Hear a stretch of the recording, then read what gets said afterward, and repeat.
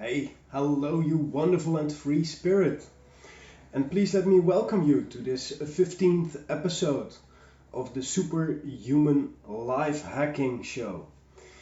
And let's kick off as we do every single time with the reminder to ourselves that we have only one life, just one.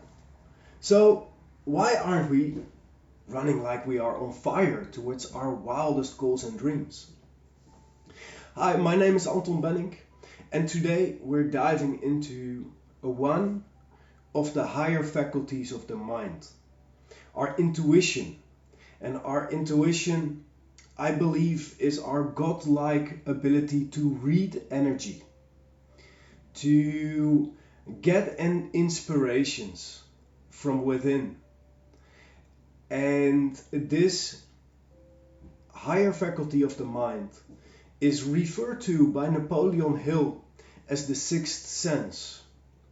That ability to follow our intuition, to get that gut feeling to do or not to do a certain thing.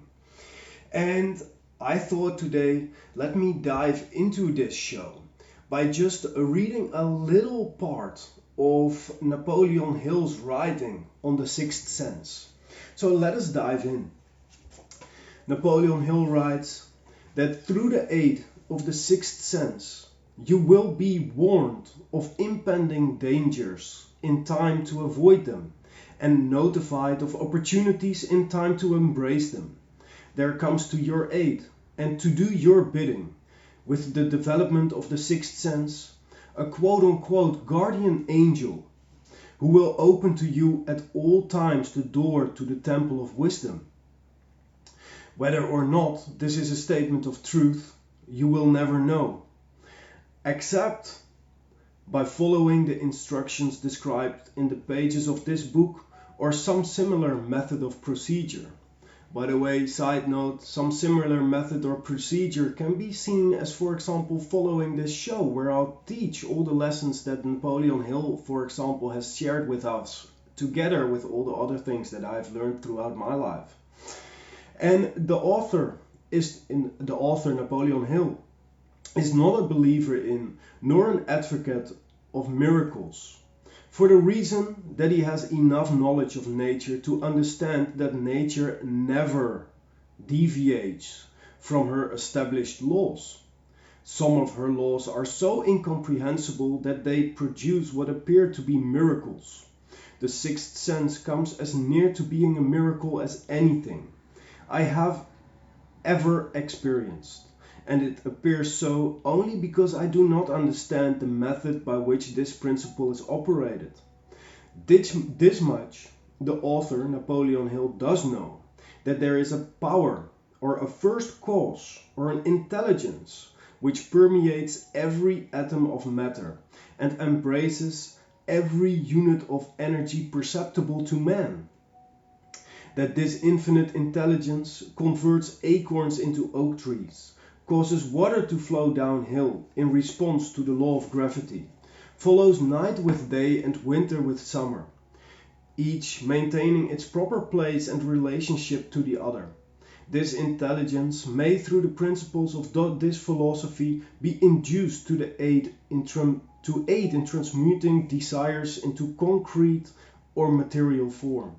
The author has this knowledge because he has experimented with it and has experienced it. So, how has Napoleon Hill experimented and experienced this? He, throughout the years, started a certain practice. A practice where before he went off to sleep, he imagined sitting around a boardroom table with his imaginary counselors, his spiritual counselors, and he himself decided who these counselors were going to be. And he decided on people like Thomas Edison, Emerson, Paine, Henry Ford, Andrew Carnegie, and all these kinds of people is who he chose to sit around a table with. and not just sit around a table with in his imagination, but lead this group of people in his imagination. Initially, he chose to start this practice to build himself a composite of the character of these people, so that he could some sort of renew his character to be a composite of these grades. But over time, he realized how real these meetings in his imagination started to become, and that on certain turning points in his life, he started to have the advice or the ideas from these people come to and through him to help him in his journey, to guide him in his journey. And you and I as human beings have the ability to tap into this power, but through especially this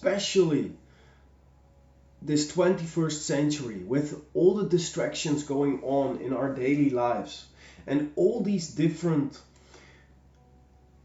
things and notifications that constantly reach us through our text tethers, we tend to not have enough stillness or focus in our lives to listen to those hunches, to listen to that gut feeling, to listen to those inspirations that come to us from within.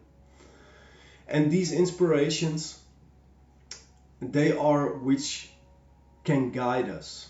They are which are seen as that higher faculty, our intuition or the sixth sense. Because you've probably experienced this sixth sense, this intuition before, when you stood in a shopping mall, for example, or somewhere else, where you felt that someone was looking or staring at you, and you turn around and all of a sudden you see that somebody in the back, maybe a friend or somebody who is fascinated by you, is staring at you. And that staring is that other person transmuting its energy through focus to you, and you have that ability to pick up that energy. You have the ability to pick up positive energy when somebody is in a happy, positive state that you are conversing with. You have the ability to pick up if somebody is in a negative state that you are conversing with, or even that you walk past.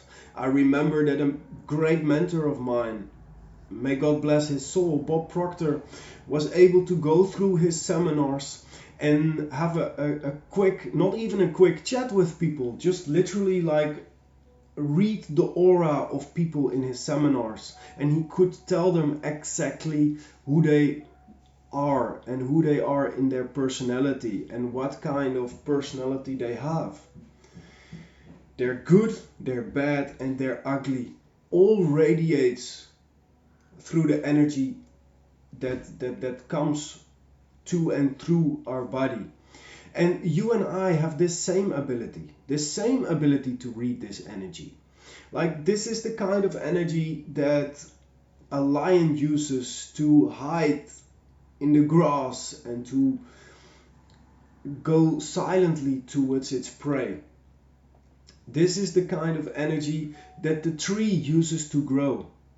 This is the kind of energy that we use to turn ideas and inspiration into reality. But because we've gotten so distracted in our lives that we barely have the ability to focus on one thing for more than 7 seconds nowadays, apparently, we have lost a lot of this ability to follow our sixth sense, to live from within, and to be guided by that silent inner voice that we all have within. And at some points in our life, this silent inner voice can feel like it starts to scream, that it wants us to step out into our real self. But often this inner voice is so silent that we don't hear it over the chatter of the masses or the chatter that goes on in our conscious mind. This is the inner voice that comes from the subconscious emotional mind. That when given over to our conscious mind, we can turn a desire into a want, and that want into an idea, and give that idea life through the instrument of our body. This is what I would love to share with you today. Find more moments throughout your days to just give yourself a few moments of stillness. The greatest inability of man, or the greatest deficit of man, comes from its inability to sit in a room in stillness alone. Because there, in those moments of stillness, is where our real true self will start to shine through. And when we pick up that silent inner voice, it will guide us exactly to there where we are meant to be. Thank you very much for listening today. I would love to wish you a wonderful day. And don't forget, my friends, live with love and live with passion. Namaste.